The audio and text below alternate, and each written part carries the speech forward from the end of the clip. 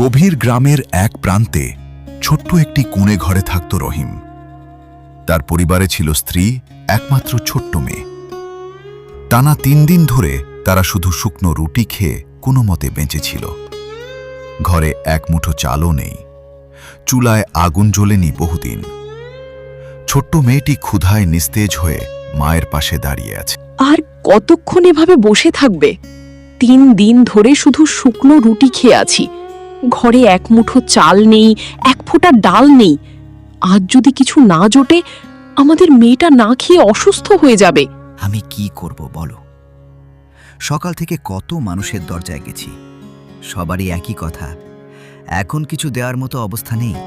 আমি জানি তুমি অনেক চেষ্টা করেছো, কিন্তু চেষ্টা করে যদি কিছুই না আসে, তাহলে কি আমরা শুধু বসে থাকব?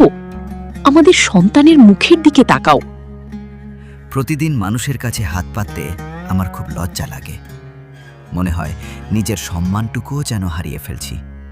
সম্মান দিয়ে কি ক্ষুধা মেটে? না খেয়ে থাকলে সম্মানও থাকবে না, জীবনও থাকবে না। আজ নিজের জন্য নয়, আমাদের মেয়ের জন্য সব অহংকার ভুলে যাও। তোমার কথা ঠিক, কিন্তু কার কাছে যাব? সবার কাছেই তো গিয়েছি এখন, আর কেউ মুখের দিকে তাকায় না। গ্রামের মোড়ল রতনের কাছে যাও। তার তো অনেক ধন সম্পদ, হয়তো একটু দয়া করলে আমাদের কয়েকদিনের খাবার হয়ে যাবে। রতন, সে কি কোনোদিন গরিবের দুঃখ বুঝেছে? তার দরজা থেকে কত মানুষ খালি হাতে ফিরেছে তুমি জানো না? জানি, তবুও শেষবারের মতো চেষ্টা করে দেখো।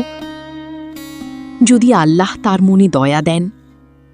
রহিম অনেক ভেবে বলল, আচ্ছা ঠিক আছে, আজকে বিকেলে মোড়লের বাড়ি যাব। শেষ আশায় রহিম গ্রামের ধনী মোড়ল রতনের বাড়িতে গেল। সবাই জানত রতনের অনেক টাকা পয়সা আছে, কিন্তু সে ছিল অত্যন্ত কৃপণ ও লোভী। মোড়ল সাহেব, আমার ঘরে এক মুঠো চালও নেই। ৩ দিন ধরে আমরা ঠিকমতো খেতে পারিনি। যদি কিছু টাকা বা একটু চাল ধার দিতেন, আমি কাজ করে ধীরে ধীরে সব শোধ করে দিতাম। তুই শোধ দিবি কি দিয়ে? নিজের সংসারই চালাতে পারিস না, আবার টাকা চাইতে এসেছিস? আল্লাহর দোহাই লাগে, আমার পরিবারের কথা ভেবে একটু সাহায্য করুন।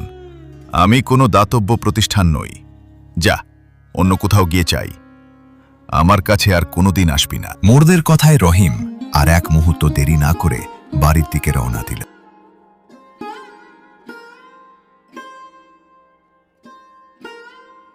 অপমানিত রহিম ধীরে ধীরে বাড়ি ফিরে এলো।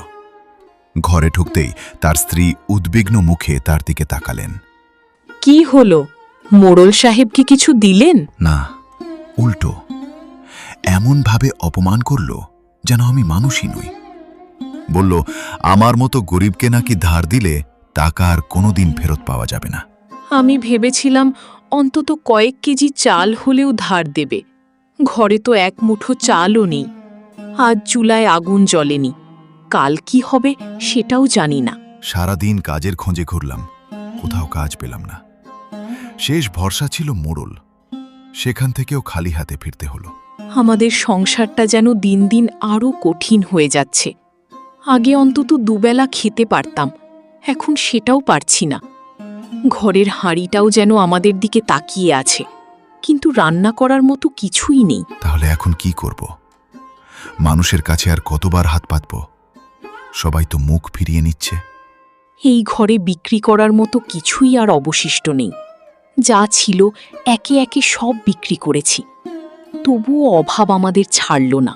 মানুষের দরজায় গিয়ে অপমান পাওয়ার চেয়ে আল্লাহর দরজায় মাথা নত করাই ভালো। মানুষের হাতে যতটুকু আছে তা সীমিত, কিন্তু আল্লাহর ভাণ্ডারে কোনো অভাব নেই। তিনি চাইলে এক মুহূর্তেই আমাদের অবস্থা বদলে দিতে পারেন। হ্যাঁ, আমরা ধৈর্য ধরব। আল্লাহ নিশ্চয়ই আমাদের জন্য এমন একটি পথ খুলে দেবেন যেটা আমরা আজ কল্পনাও করতে পারছি না। তুমি ঠিকই বলেছ। আমরা কষ্টে আছি, কিন্তু আল্লাহর রহমত থেকে কখনো নিরাশ হওয়া উচিত নয়। হয়তো আজ আমাদের পরীক্ষা নিচ্ছেন। এরপর দুজনেই নীরবে আল্লাহর কাছে সাহায্য প্রার্থনা করলেন। আর ঠিক সেই গভীর রাতেই তাদের দরজায় ভেসে এলো রহস্যময় কড়া নাড়ার শব্দ। দরজায় কড়া নাড়ার শব্দে রহিম চমকে উঠল। দরজা খুলতেই দেখল এক জীর্ণ শীর্ণ বৃদ্ধ দাঁড়িয়ে আছেন। তার পরনের কাপড় ছেঁড়া, মুখে ক্লান্তির ছাপ। বৃদ্ধ কাপা কণ্ঠে বললেন, বাবা, আমি খুব ক্ষুধার্ত। 3 দিন হলো কিছু খাইনি, যদি একটু খাবার দিতে পারো। রহিম ঘরে ফিরে দেখল শেষ সম্বল হিসেবে মাত্র একটি শুকনো রুটি পড়ে আছে। স্ত্রী বলল, এটাই তো আমাদের আর আয়েশার শেষ খাবার। রহিম কিছুক্ষণ চুপ করে থেকে বলল, যিনি আমাদের রিজিক দেন তিনি চাইলে আবার দেবেন। এই বৃদ্ধকে খালি হাতে ফিরিয়ে দিতে পারব না। সে শেষ রুটিটুকু বৃদ্ধের হাতে তুলে দিল। বৃদ্ধ খাওয়া শেষ করে রহিমের দিকে তাকালেন। হঠাৎ তার চোখে এক অপূর্ব প্রশান্তি আর নূরের আভা দেখা গেল। রহিম ও তার স্ত্রী বিস্ময়ে তাকিয়ে রইল। বিদায় নেওয়ার আগে বৃদ্ধ তার ঝোলা থেকে একটি ছোট মাটির হাঁড়ি বের করে রহিমের হাতে দিয়ে বললেন, এটি সাধারণ হাঁড়ি নয়, এই হাঁড়িকে শুধু বলবে, হাঁড়ি হাঁড়ি, যা চাই তাই আনো। আল্লাহ চাইলে তোমার প্রয়োজন পূরণ হবে, কিন্তু কখনো লোভ করবে না আর কাউকে ক্ষতি করার ইচ্ছা করবে না। এই বলে বৃদ্ধ অন্ধকারে মিলিয়ে গেলেন। কিছুক্ষণ পরে রহিম হাঁড়িকে বলে, হাঁড়ি হাঁড়ি, আমাদের জন্য গরম ভাত আর তরকারি দাও। মুহূর্তের মধ্যেই হাঁড়ি ভরে গেল ধোঁয়া ওঠা গরম ভাত, তরকারি আর তাজা রুটিতে। ছোট্ট আয়েশা খাবার দেখে অনেক খুশি হয়ে গেল। অনেক দিন পর পুরো পরিবার পেট ভরে খেল। এরপর থেকে তারা শুধু নিজেদের জন্য নয়, গ্রামের ক্ষুধার্ত মানুষদেরও খাওয়াতে লাগল। কিন্তু সুখের খবর বেশি দিন গোপন থাকে না। একদিন মোড়ল রতন দূর থেকে দেখল রহিমের বাড়িতে প্রতিদিন খাবার রান্না হচ্ছে, অথচ সে কোনো কাজ করছে না।